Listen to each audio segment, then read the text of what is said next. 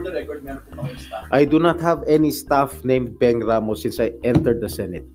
Okay? That's for sure. She's a staff of the Blue Ribbon Committee. Beng Ramos.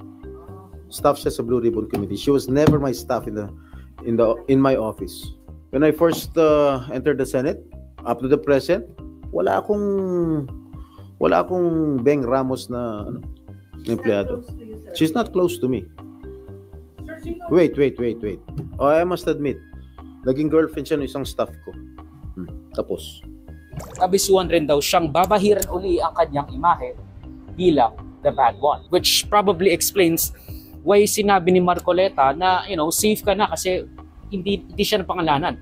Hindi niya alam, si Bryce Hernandez pa lang magpapangalan sa kanya. Hindi pa rin siya safe. Nang hindi natin alam kung totoo yon, pero that's probably what happened. Of course, tinanggi ni Henry Alcantara na nagkita sila ever ni Jinggoy Estrada. Pero may resibo rin si Bryce Hernandez. Ang sabi ni Bryce Hernandez, nandun nga si Henry Alcantara nung nag-birthday party ka sa Soler. May picture pa nga kayo. Yan po, sabi po nila hindi po sila magkakilala. Baka naman po fan lang siya. Can we state for the record who the personalities in the picture are?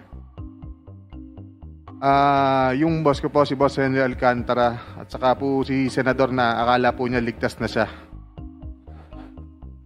Sorry, we have to have proper decorum, please. I'm sorry. To state for the record the name of the person and the occasion that we are talking about.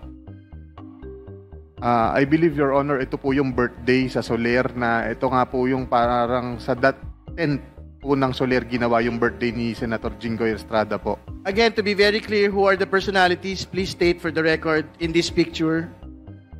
Si Boss Henry Alcantara po at saka po si Senator Jinggoy Estrada po. Thank you. Next picture, please.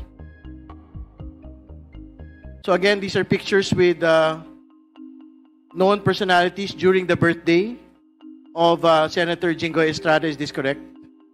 To be honest, Your Honor, I do not know when this picture was taken, but I'm just trying to show that